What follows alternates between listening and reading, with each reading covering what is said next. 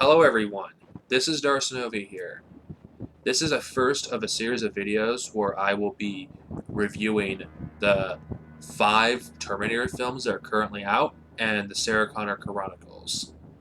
I'm doing this because Terminator 6 is going to come out, which is Dark Fate. Please have the fucking leaks be false.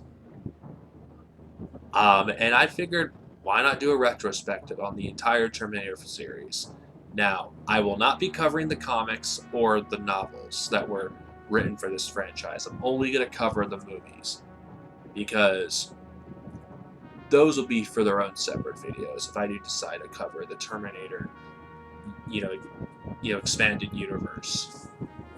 The Terminator series, is a franchise that's been around, for over 34 years now. And wait, 34? Shit, I feel old. 35. The franchise, started in 1984. It has spawned many, you know, spin-offs such as video games, comics, novels. Yeah, the Terminator franchise, has been going on for a long time. I'm not gonna get into the logistics of all that stuff. I'm gonna focus on the very first Terminator film, which came out in 1984, and the movie that launched James Cameron's career and Arnold Schwarzenegger. Now, Terminator 1 could have easily had been written off as some B movie that came out in the 1980s, because there's a lot of those sci-fi films that came out that were B level at best. But it ended up becoming a hit with people, and it spawned many sequels to come. And, Terminator 1 on its own is the most unique of the bunch, because unlike the likes of Terminator, 2 and Terminator 3 and Salvation, this isn't really an action movie. It's more of a horror movie. It's more of a thriller. It's a love story. It's all these things mixed into one. This movie, does a really good job at all these things. Terminator, I know the concepts of time travel may not make sense. It's funny to poke fun at some of the stuff, but Terminator 1 does tell a compelling story. And unlike most films, it actually hits the marks really quickly. And it doesn't feel rushed. Terminator 1 does not feel like a rushed movie. It's a fast-paced thriller from beginning to end. And not to mention, considering the fact that unlike the other films where the Protector, that's sent back in time is a Terminator, this time it's actually a human, which would make sense, man versus machine. And the irony that is the final battle, between humanity and Skynet takes place in the past, not the future. And I know I'm not going to get into, there's another video I can give a link to if you really want a great analysis on the first 2 Terminator films, which gets into detail about this far better than I ever could. Terminator 1, also, does a really good job, with, the horror aspect of it. Considering the fact that a lot of slasher flicks that were coming out at the time, it was just getting started around in 1984. It does feel somewhat action, but it also feels like a horror, and it feels like a thriller and a love story. Like I said, it has all this stuff into one.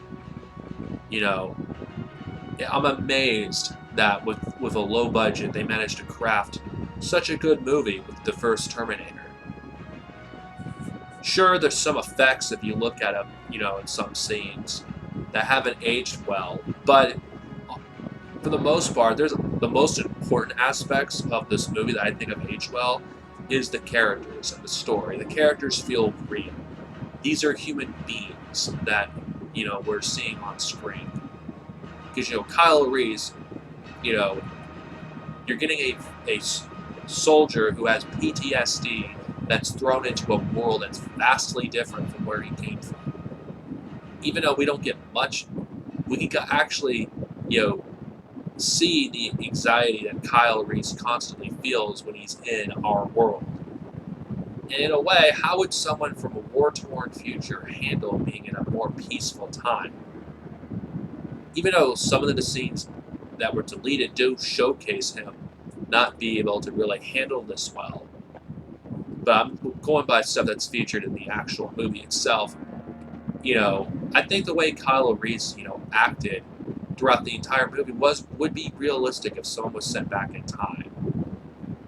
As for the Terminator itself, with Arnold Schwarzenegger, I think he did a great job.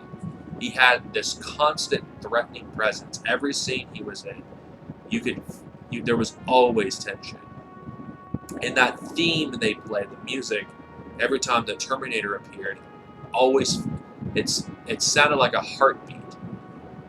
The Terminator in this film, even though it's not as powerful as the succeeding Terminators, I feel like is in some ways more of a threat, because unlike Terminator 2 and Terminator 3, the humans are far more outclassed because Sarah has a human to protect her, not a machine, which in a way makes the scenes, there's a lot more tension, there's a lot more danger, because all it takes is one fatal gunshot and Kyle Reese is dead. Because that's how dangerous, this Terminator is. Of course, realistically, we could be honest with ourselves, that the Terminator would have actually succeeded in its mission in a matter in under 24 hours, but this is a movie. Now, how does it handle the concept of time travel? Well, the thing is, time travel isn't really,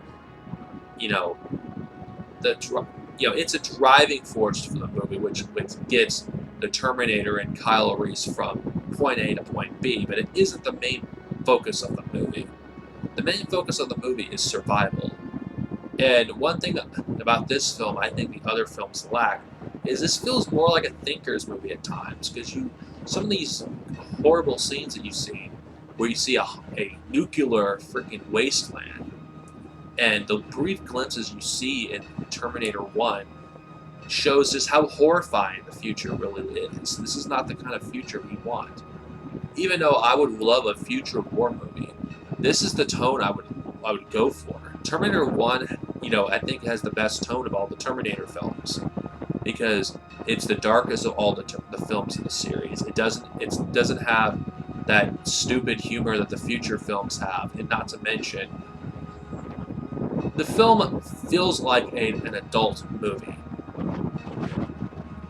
Not to knock on T2 or anything, but T2, by comparison, does feel like a kid's movie compared to Terminator 1. Because Terminator 1 just felt like there was a lot more nuance to it. It felt so much more mature than the second film in the series. The action scenes in this film, my favorite is the police massacre scene. It is one of my favorite action scenes on film.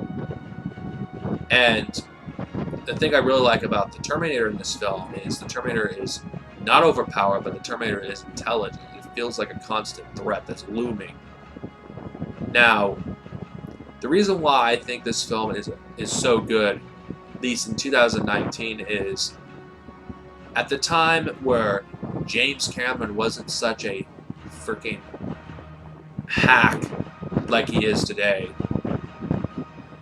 James Cameron, along with his crew, had to work really hard to make a film that was worth something, because Terminator 1 is a low-budget movie. And it seems ironic that a lot of the classic movies from the 70s and the 80s are all low-budget. Star Wars, Alien, I think, etc. Why are the classic films, some of the best in the series, are always the ones with the lowest budgets? Maybe because their low budget actually, made them be more creative. Because if Terminator 1 had a higher budget, we would not have the iconic, T-800 design. Or that scene where the Terminator, basically rose, from the remains of the truck with flames in the background. This film is just, there's a lot of stuff that I can talk about. I can talk about this film for hours. Just you know, how much I love this film. I mean, I feel like over the years I've grown to like this film in some ways more than the second film because it because of its dark tone and its more realistic take on what a future war would be like. Because it shows us more of the future war than Terminator 2 did. Yeah, Terminator 2 shows us John Connor briefly, but the future war, it just shows us how outmatched humans are against Skynet. And if they were to do a Terminator film, a future war movie, they should do it like Terminator 1. The thing I like about this movie is that the heroes in this film are underpowered throughout this entire movie. They always feel like they could die anytime. Not that they couldn't in Terminator 1, but 2, but come on, let's be honest. The T-800 and T-2, the human characters didn't feel, as much in danger because they had a Terminator to protect them. But we're considering that it doesn't, one fatal gunshot would not just kill a Terminator like it would for a human. In some ways, the stakes were actually, in my opinion, the stakes I feel like were higher in the first film than they were in the second. Because Kylo Reese, a human, could die by one fatal gunshot by the Terminator. And that's why every scene with those two there was constant tension. And the ending for the film, this could have easily been a one-off movie, and Terminator would still be a good movie to this day. Like, as far as I'm concerned,